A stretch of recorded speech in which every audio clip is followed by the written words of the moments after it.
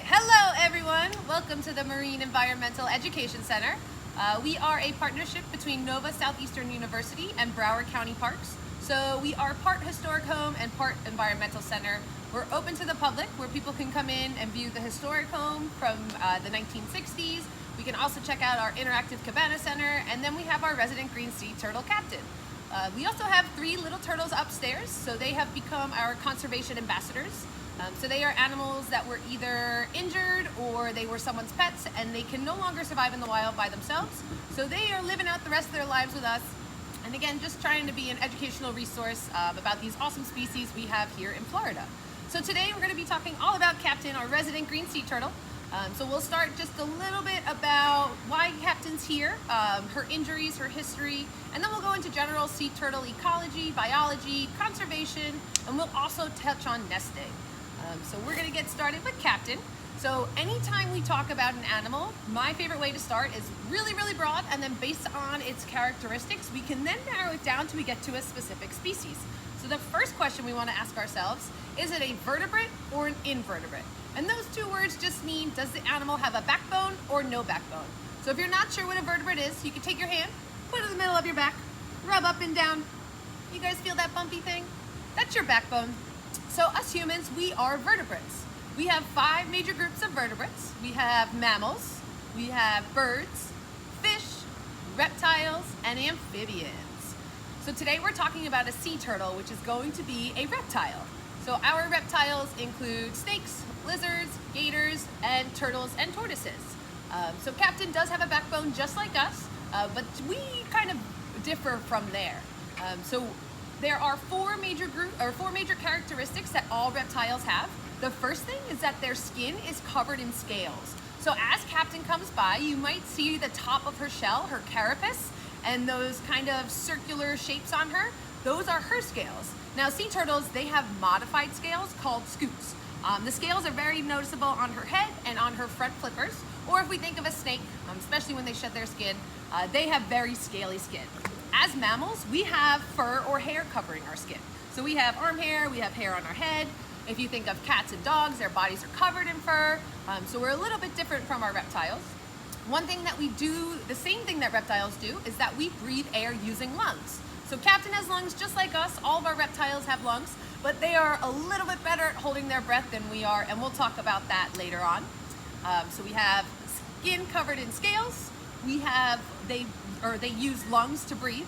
The third thing that makes a reptile is that they lay eggs. So mama reptile, whenever she's ready to reproduce, she'll make her nest, she'll deposit her eggs in there, and then depending on the species, mama reptile might protect the nest, or mama reptile might go out to the ocean and never to see her babies again. It kind of depends. Now the 4th thing that all reptiles, or the common characteristic that all reptiles have, is that they are cold-blooded, or they are ectotherms. So what it means to be cold-blooded or to be an ectotherm means your internal temperature matches whatever the external temperature is doing. So for Captain, we have a saltwater pool right here, and we have a certain range we like to keep it in because whatever the outside temperature is doing is going to affect her. So in the cold winter, so like those 4 days out of the year where it actually gets cold in Florida, if the pool cools down, Captain's internal temperature is going to lower. And when it's hot in Florida, like right now in the middle of summer, as the pool heats up, Captain's internal temperature is going to heat up.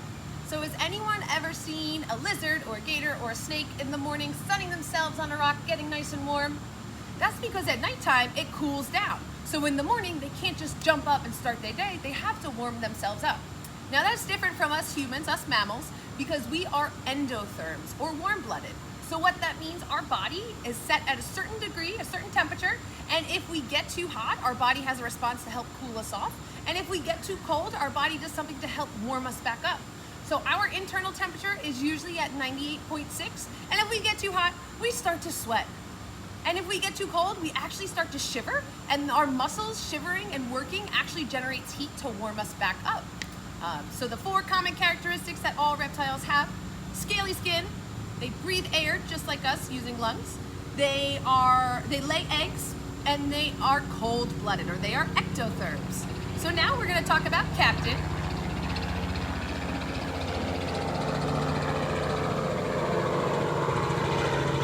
You can cut that, right?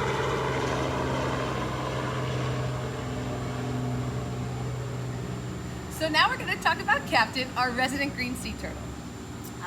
So you'll notice I'm using this purple the purple target and these tongs. So Captain is conditioned to know when the purple target appears in the water, snacks appear.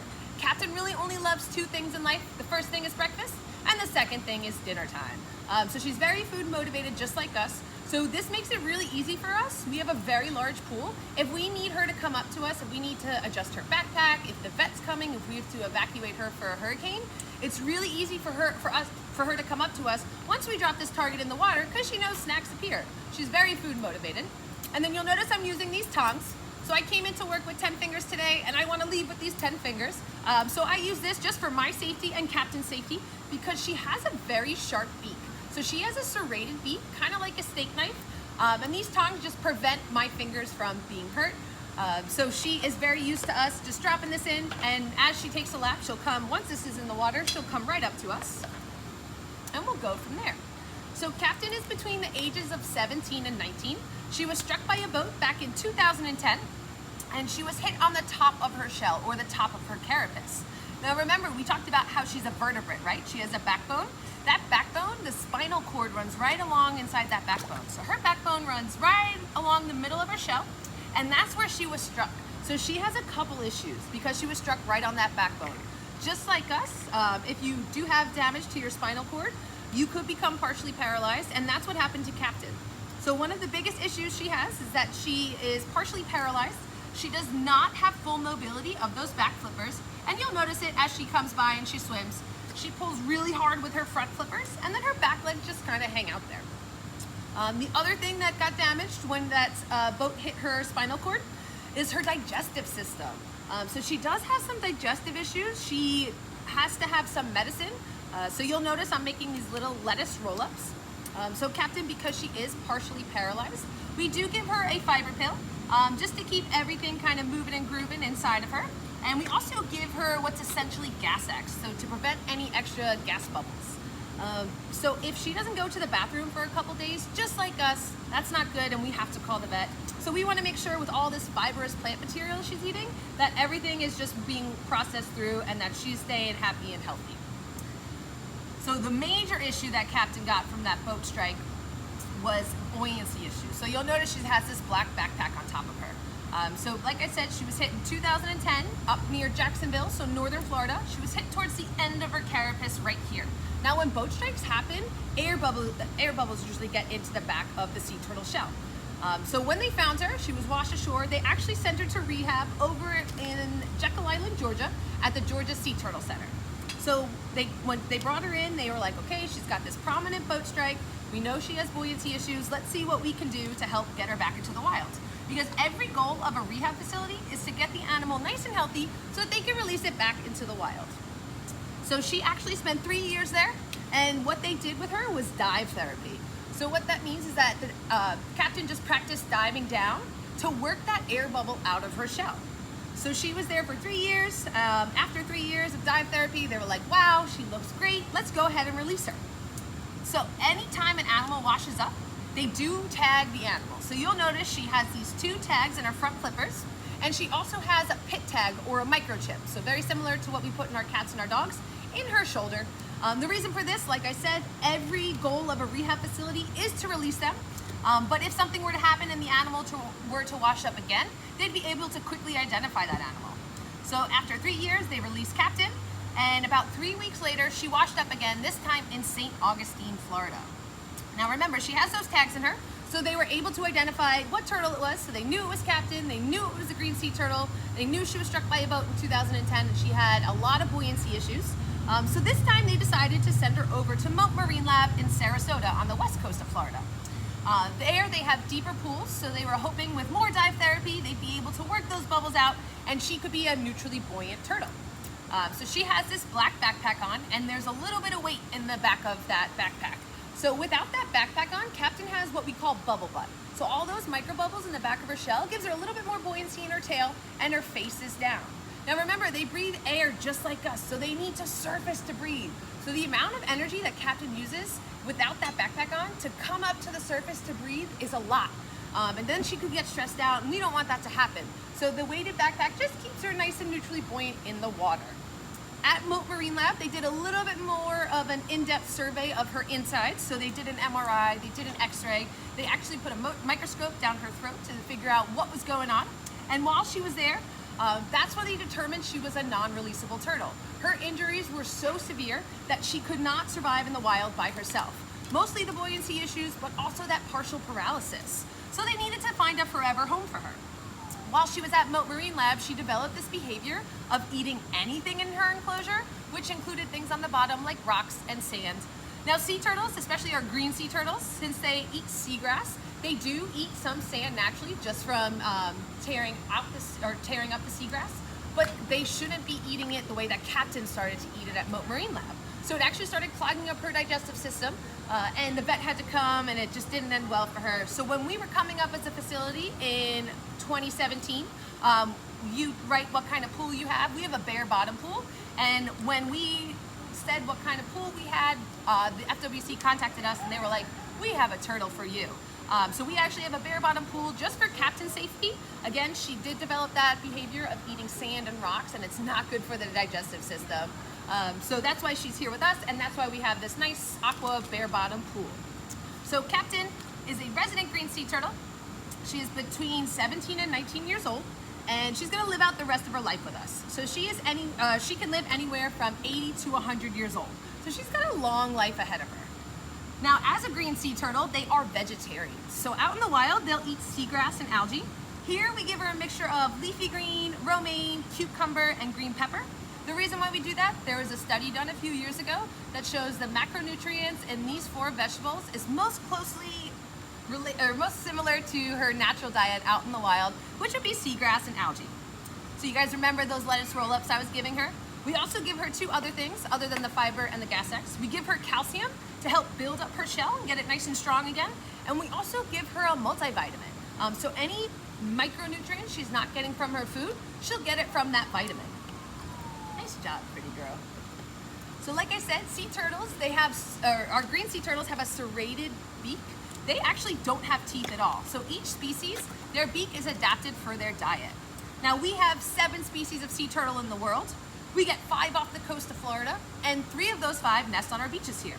So the leatherback nests on our beach, the loggerhead, and then the green sea turtle. So those 3 nest on our beaches here in Broward County. Florida is a very important nesting site for our sea turtles, and specifically for our loggerheads, and I'll talk more about that once we talk about nesting season. So I'm going to talk about the leatherbacks first. So leatherbacks are really cool because they are the largest out of all 7 species. They can grow to be anywhere from 7 to 8 feet long and up to 2,000 pounds. So if anyone has ever seen a Volkswagen Bug, the car, it's kind of shaped like a ladybug with these funky eyes. That's kind of what a leatherback looks like out of the water. They are massive. They are the largest out of all 7 species.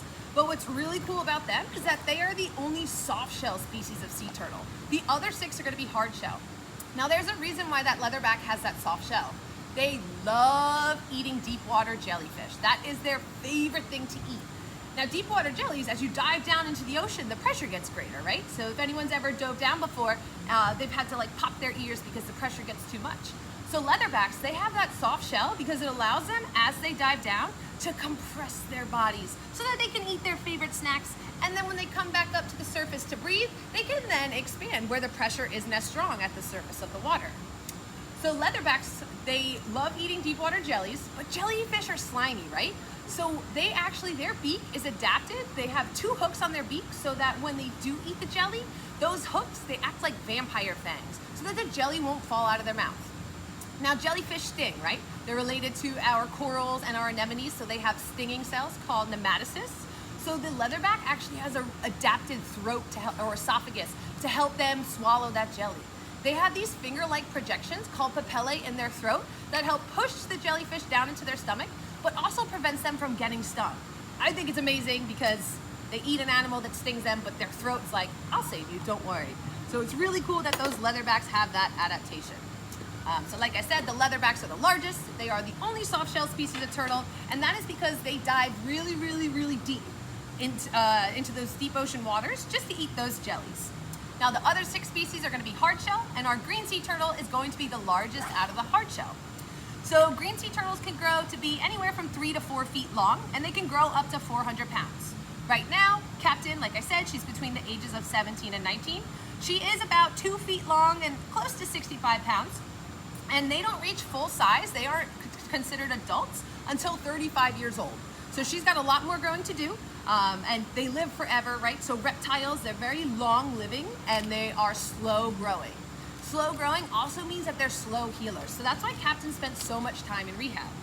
Now we talked about the diet of a green sea turtle. They love eating seagrass and algae out in the wild. That serrated bill or beak acts like a steak knife. So they actually trim the seagrass down. They don't rip it out by the roots. They just trim it down. Their nicknames are the lawnmower of the sea because they actually stimulate growth. Good job, pretty girl. They are the only vegetarian species. Now the third species that nests on our beach here are the loggerheads. Now those guys have these huge heads. They're very, very large. And the reason why they have large heads is for these 2 strong jaw muscles to attach to. So they have 2 strong jaw muscles that attach to their skull, their really large skull, and they have a very sharp beak to help then crack open the shells of their prey. They love eating bivalves, so our 2-shelled organisms like our clams, scallops, mussels, and oysters. They also love eating crabs and lobsters, so they have that hard shell as well. So the large jaw muscles and the beak allows the loggerhead to crack open those shells and eat the soft body animal on the inside. Now sea turtle nesting season is a huge deal here in Florida. Sea turtle nesting season runs from March 1st through October 31st. And each species, those 3 that we talked about, they stagger when they come up. So leatherbacks start nesting season for us. They come up around March, and then they start laying their nest. Loggerheads, they come up around May and June, and they start laying their nest. And then green sea turtles, they're the last ones to arrive, and they actually show up during July and August. So kind of peak hurricane season for us, right? So green sea turtles, because they are so late in the season, they've actually adapted to build their nest as high up, as close to the dunes as possible. Because if there is a hurricane that comes, that storm surge could wash out the nest. So green sea turtles, mama green sea turtles, have adapted to crawl as far up as they can to lay those eggs to give their nest the best chance of surviving during hurricane season. Now, mama sea turtle, when she's an adult, around age 35, she's able to reproduce. So mama sea turtle, when she's ready, she comes up to the beach at nighttime. So those back flippers, remember how Captain's are partially paralyzed, so she has full mobility? Those back flippers help mama sea turtle crawl up to the sand, and then those back flippers are what dig the nest for her. So it's shaped like an upside down light bulb, so really narrow at the top, and then it opens up, and that's where she'll deposit her eggs. She will lay anywhere from 80 to 100 eggs at a time. Then she'll actually crawl up that nest, or close up that nest, and crawl back to the ocean. And that's actually the last time she will ever see her babies, because sea turtles are born knowing everything they need to know. They have that blueprint in their brain of like, okay, this is what it means to be a sea turtle. I hatch, I crawl to the surface, I crawl to the ocean, I swim, right? As mammals, us humans, we are born not knowing a lot of things, right? As a baby, we really know how to cry, we know how to eat, we know how to go to the bathroom. So as mammals, we actually spend anywhere from 18-ish years hanging out with our parents or guardians so that they could teach us all the things, right? And then we continue learning as we keep growing. These guys, a little different than us, they have no parental care. So mama sea turtle will actually never see her babies again after she lays that nest, because they're just born knowing what to do, what it means to be a sea turtle. Now, something that's really cool about mama sea turtle is that she can lay anywhere from 2 to 8 nests in a nesting season. And she actually will nest every other year. So in 2020, whatever females nested this year, they're actually going to take 2021 off, and then they will nest again in 2022. Now that 2 to 8 nests is really important, because that means she's laying anywhere from 200 to 800 eggs in a nesting season. That is very important because sea turtle hatchlings only have about a 1 in 1,000 chance of survival to adulthood. And we'll talk about some of their major threats in a moment. So now, once mama sea turtle lays the eggs in the nest and crawls back to the ocean, those eggs will actually stay in the nest for about 2 months. That's called the incubation period. And during those 2 months, the eggs will continue to develop, and then when they're ready to hatch, they will hatch. Now, if you guys have heard the saying, hot chicks and cool dudes, so for all reptiles, the sex of the eggs depends on the temperature of the nest. So colder temperatures, so 72 degrees and lower, will give us more males, and warmer temperatures, 78 degrees and higher, will give us more females. If it's in between that 72 to 78 range, it'll be a good mixture of both. Now, that is something that scientists are actively studying. Because as the planet is warming, does that mean we're going to have more females? And if we have more females and not many males happening or being born, what's that going to do to our sea turtle populations? So that's something that scientists are actively studying, just because they know that is something that our sea turtles could have an issue with in the upcoming years, because all 7 species are either endangered or threatened. Their populations aren't doing very well, and a lot of it has to do with what we're doing on Earth.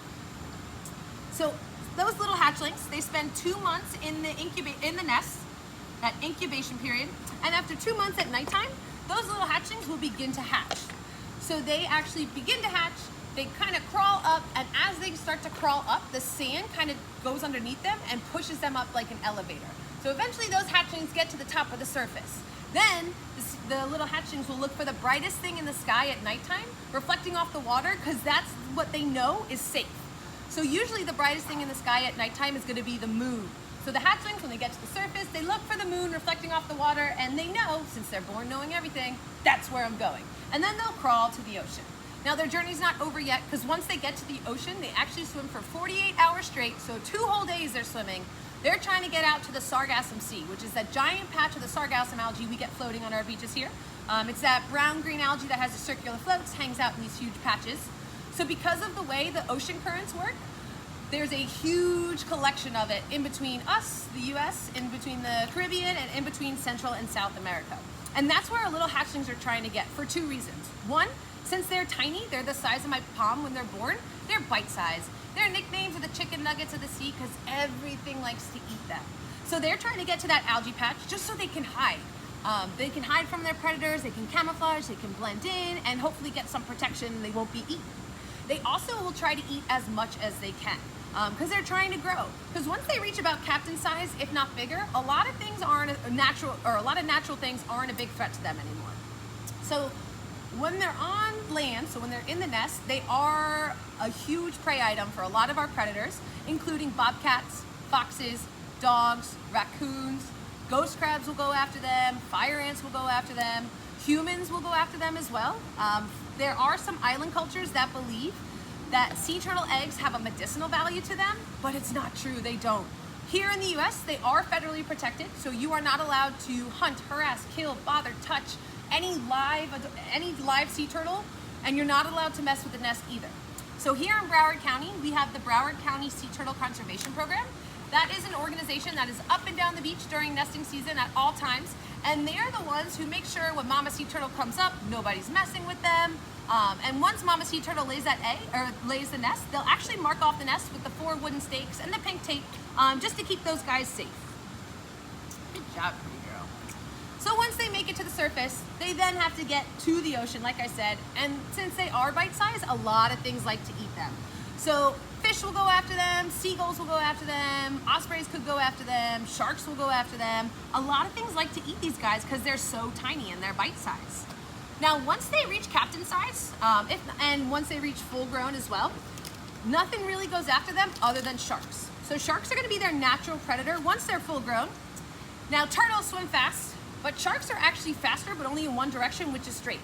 Now, sea turtles have adapted to avoid their predators, and the way they do that are those back legs. So since Captain is partially paralyzed, that's another reason why she can't be released, because if a turtle is being chased by a shark, a healthy turtle, they actually will move those back flippers, and it acts like a rudder of a boat, so it can make really tight turns and outmaneuver the shark.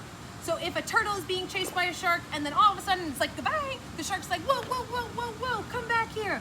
Because the shark isn't very fast when it has to turn and go catch the turtle. Now sharks, I'm going to tell you a secret.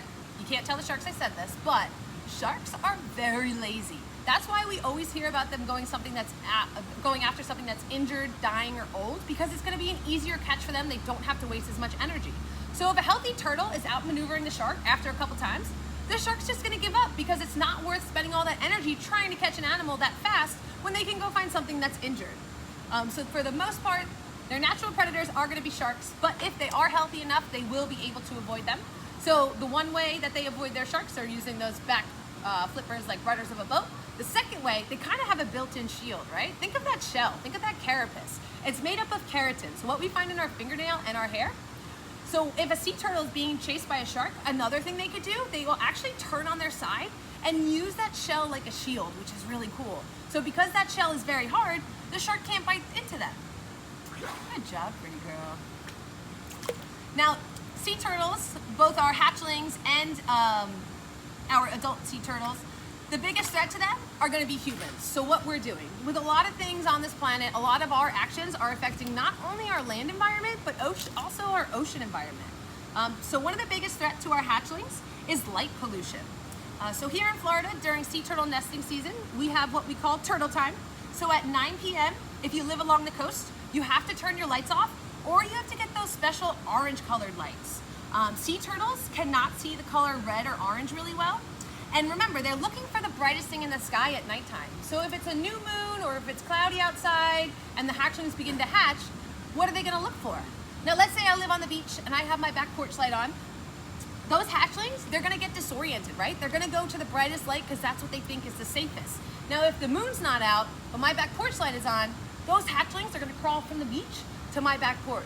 And it might be really cool and awesome to have those hatchlings on my back porch, but the amount of energy that they spent to get from there to my back porch, to then get back to the ocean, to then swim for 2 days straight is a lot, right? Remember, a 1 in 1,000 chance of survival to adulthood. So we try to have those turtle-friendly lights. If anyone's been to the Hollywood Broadwalk, they have those orange-colored lights just to help our turtles. A lot of the homes along the beach here have those orange-colored lights just to help these guys, because we want to make it as easy as possible for them to get to the ocean because the odds are stacked against them so harshly. Another threat to our sea turtles is coastal development. So as humans, we love building along the coast. We love our beachfront homes. But as we're knocking down those dune systems and as we're building along the coast and putting more humans in that area, that kind of takes away those nesting spots for our females. So one really cool thing about our female sea turtles is that when they're adults, so whatever beach they're born on, they crawl to the ocean, and when they're ready to reproduce, so 30 to 35 years later, they actually return to a similar stretch of beach that they were born on. And that's because of the magnetic fields in their brain. So when they are hatching and when they're crawling, their brains, their magnetic field is sensing where they are, so they'll return to a similar stretch of beach. That doesn't mean if a sea turtle was born right outside our path here at the MEEC, that doesn't mean they'll come right back to the spot, but there's a good chance they'll be somewhere in Hollywood or in Fort Lauderdale, which is super cool. So the biggest issue that's affecting not only our sea turtles, but all of our animals is pollution, right? So plastic pollution is a huge issue. Marine debris is a huge issue for all of our sea creatures. About 90% of all marine species have some form of plastic in them, and that is completely our fault. So when we think of trash, we fill up our kitchen trash bag. Once it's full, we tie it, we put it into our garbage can outside, or we put it into a dumpster. A truck comes by and takes it, and then we don't know what happens to it, right? A lot of that trash actually goes to a landfill. Now, as that plastic trash can or trash bag sits in the sun, because it takes a while for us to process the trash in the landfill, the sun begins to break down that trash bag. It could split open, and then rain or wind could take that plastic pollution, and it could run off with the rain, or the breeze could take it, and it could end up in a river. Now, all rivers lead to the ocean because all water on Earth is connected. So all rivers lead to the ocean. So just because trash on land ends up in the river, that means there's a really good chance it's gonna end up in the ocean. Now, once it gets to the ocean, the sun is still breaking it down. That's called photodegrade. And it will also be broken down by salt and by the waves. So by just like that motion of the ocean, right? And they start breaking down into smaller and smaller pieces. Now, remember those hatchlings I talked to you about before? How after they hatch, they crawl to the ocean, they swim for 48 hours straight out to that giant patch of algae, that sargassum sea, hiding from predators and eating whatever fits into their mouth? What do you guys think a lot of them are starting to eat now? Bite-sized pieces. Plastic! Yeah, they're starting to eat that plastic, right? So if anyone saw the photo that went viral back in October of 2019, it was of a little hatchling. Our friends up in Gumbo Limbo Nature Center, which is in Boca, they found this hatchling that unfortunately didn't make it. It was about this big. And they decided to do a necropsy, which is an animal version of an autopsy. So they were looking at its insides to try to figure out how come this hatchling didn't make it. And when they opened up its stomach, they found over 100 pieces of plastic in it. So those hatchlings, because they're bite-sized and they're just going to eat whatever goes by them, they don't know the difference between plastic and food. So as they fill up on plastic, their body's like, okay, I'm full, and their brain's like, all right, we're gonna stop eating, but their body can't process that plastic, so it just sits in their stomach, right? And those chemicals could leach into them, but most of the time, since their stomach is full of that plastic, they stop eating, but they don't get any nutrients from that plastic pollution. So a lot of our animals are threatened by that plastic pollution. Another big issue is ghost fishing gear or derelict fishing gear. So that's basically any fishing gear, so including our lines, our hooks, our nets, that have been lost to the ocean, and since no human is using them, they just kind of fall to the bottom, but they still actively catch animals. So a lot of our coral will be smothered by them, sea turtles will get stuck in nets, dolphins will get stuck in nets, sharks, things like that. They might get some of the line tangled on them. So a lot of that derelict fishing gear or that ghost fishing gear is causing a huge problem for all of our marine sea creatures. So one way that we can be better humans to not only help our land environment, but our ocean environment, is to get rid of those single-use plastics. So the single-use water bottles, the single-use straws, the single-use plastic bags, the single-use coffee cups, things like that. If we start going away from that, that's gonna create less trash for our landfill, right? And then that lowers the risk of those single-use plastics being swept by the wind or with the runoff to then get to a river, which leads to our ocean. So one great thing you guys can invest in are these reusable water bottles. You buy them once and you're just gonna consistently use them over and over and over again, right? You're never gonna throw them out. Same thing with the plastic straws, the plastic bags, the coffee cups, things like that. So limiting our single-use plastics is a huge thing that we can do, and we can hold ourselves accountable to help our sea turtles, to help our ocean environment, and to help our land environment as well. There are 7.8+ billion people on this planet, right? And we need everyone to get on board. So we need to start educating everyone about the dangers of those single-use plastics, about the garbage patches we have in our ocean. Because a healthy ocean means a healthy planet, right? Because Earth, if you think about it, it's 70% water. So most of it is salt water, most of it is ocean. And it's kind of like a security blanket for us. And we need to take care of it because it helps us with so many different things. Oh, here she comes, she's ready. All right, so circling back to Captain's breathing. It's almost on cue. There she is, she always knows. So we talked about how reptiles, they breathe air just like us using lungs, but they are actually way better at holding their breath than we are. So if Captain's hanging out, doing her thing, she can hold her breath anywhere from 10 to 15 minutes. If she's working really hard, she can hold her breath anywhere from 30 seconds to 2 minutes. And when she's ready to take a nap, she will actually take a big deep breath in, she'll dive down to the bottom of the pool, and she can hold her breath for up to 4 hours, which is crazy to me. I can hold my breath for like 30 seconds, maybe 40 seconds if I'm really trying.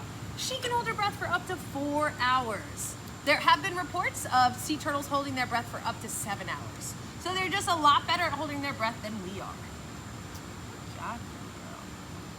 So circling back to the Broward County Sea Turtle Conservation Program, those are the ones that are up and down the beach during sea turtle nesting season, marking off those nests, making sure the nests are staying safe, and making sure when Mama Sea Turtle comes up, no one's really bothering her. They had started about 35 years ago, and 2019 was actually the best nesting season on record. Remember how I told you those sea turtles, those hatchlings, they returned to a similar stretch of beach after 35 years? So that coincides with 35 years ago when the program started. So it shows that our conservation efforts work, it just takes some time. So as the society, we love instant results, but if we have these protections on these guys, it works because the populations could come back if we're taking care of them. So because of everything going on in the world with less people on the beaches at the start of nesting season, 2020 has been a great nesting season so far. So we've had a lot more females come up onto the beach, lay their nests, no problem, because there's been less people out. So one thing, Mama Sea Turtle, when she's coming up to nest, if she feels spooked by anything, whether it's lighting, if it's sound, if it's a predator, she's gonna crawl right back to the ocean because she wants to give her eggs the best chance of survival. So if she gets scared when she's trying to nest, she'll actually crawl back to the ocean and wait to come back up because she was spooked. So those are what we call false crawls.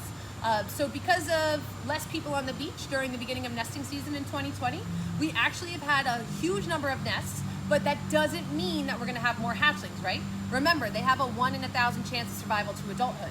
And that's just a lot of the natural factors. So a lot of the natural predation on land and in the ocean. So just because we're doing better with the nesting doesn't necessarily mean that we'll have more hatchlings. So we will actually wait and see how nesting season ends for us, but so far it's looking really good. So Broward County Sea Turtle Conservation Program They also do these ride-alongs, so it's something that you could sign up for if you want to get involved. So you can go out with a turtler and see what it's like, what their day consists of. So going on the ATV on the beach, marking off any nests, if there's any mama turtles, if any of them get stuck, just making sure that everyone's keeping their space. Because if you do see a turtle, if you're out on the beach and you do see a mama sea turtle coming up to nest, you want to give her some space, right? And remember, they can't see the color red or orange, so make sure you have those red flashlights, because we don't want to spook her, because she won't lay her eggs if she's scared. So make sure you give her space, try to be quiet, because you don't want to make her scared, and you want to make sure that she lays those eggs no problem and then goes back out into the ocean. Nice job. We also do Adopt a Nest through National Save the Sea Turtle Foundation. So if you wanted to, you could head to their website and adopt a nest, which is really cool. And we also do hatchling releases. So remember how I told you those hatchlings, when they begin to hatch, as they crawl up, the sand kind of goes underneath them and pushes them up to the top like an elevator? There are some hatchlings who don't make it out if they don't hatch quick enough, that sand starts piling down.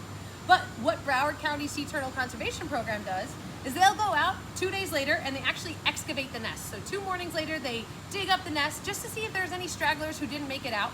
They'll put them in a place safe for the day, and then they have these public releases later that night where people get to learn a little bit about sea turtles and then witness the hatchling releases back into the ocean. Those fill up really quickly, so they usually open up in March at the beginning of the nesting season. So make sure if you are interested, get a hold of Broward County Sea Turtle Conservation Program and reserve your spot today. Here at the MEEC, we are a small staff, so we are very reliant on our volunteers. They are a huge support for us. So if you guys are interested in volunteering, the age minimum requirement is 16 years old, and you are able to do all sorts of things here. So usually we start with people just kind of learning about Captain, talking to people at the pool, and then if you work your way up, you could also do the husbandry things. So you could feed Captain, you could work with her and do really cool things. So if you're interested in volunteering, please let us know. Email us at meek@nova.edu. Again, you have to be about 16 years old to volunteer with us. So that is the end of our Captain program of our sea turtle feeding. Thank you guys for hanging out. I hope you learned something new, and we will talk to you guys soon.